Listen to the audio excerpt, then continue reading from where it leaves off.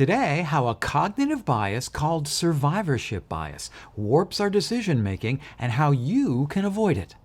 Hi, I'm Graeme Newell with more of the latest brain research on what motivates us to make good and bad financial decisions.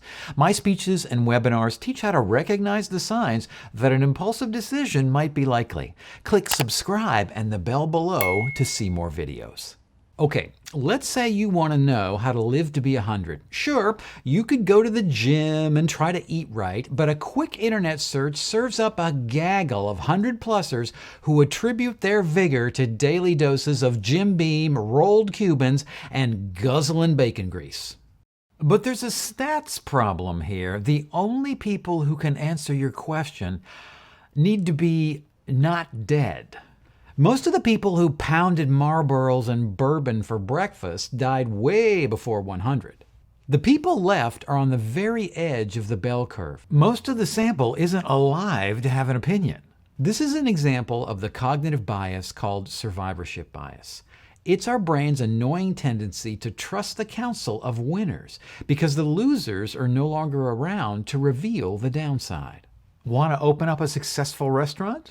Get the advice from successful owners, right? But you're ignoring the opinions of a really important group, all the owners who went bust. Want to be a Hollywood star? Get the best advice from LA actors. Problem is, you're not going to hear from all the wannabes who moved to LA, washed out, then moved back to Poughkeepsie. Stocks, colleges, cars, even love. Survivorship bias puffs up the influence of winners and ignores the data of those who dropped out. So who do you think provides the most valuable advice? Those who succeed or those who failed? Vote now in the comments below.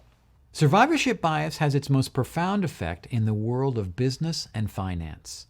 Wannabe tycoons hang on every utterance of the entrepreneurial royalty.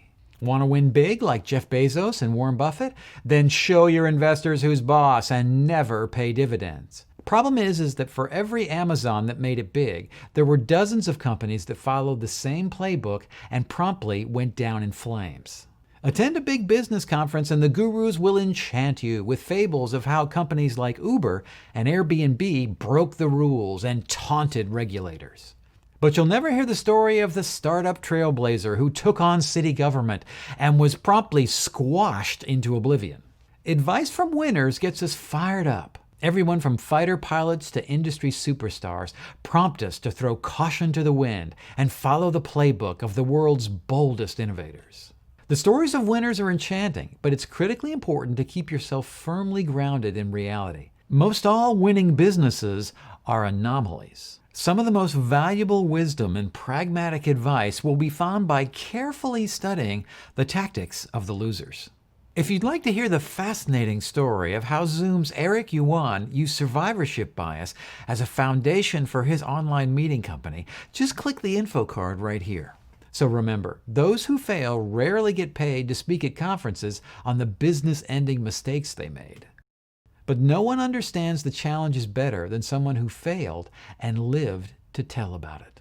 So go to those conferences and get inspired, but then go back home and balance out those opinions. Seek the wise and experienced counsel of those who are no longer in the race. Right now, I'm working on another video about how cognitive bias lures us to make bad financial choices. If you'd like to be alerted when that video is completed, just click on my face below and subscribe. And be sure to click that bell as well. I've created tons more videos of how brain science can help you make smarter money choices. Click on this box to see the full list. I'm Graeme Newell, and that's Better Decisions Through Brain Science.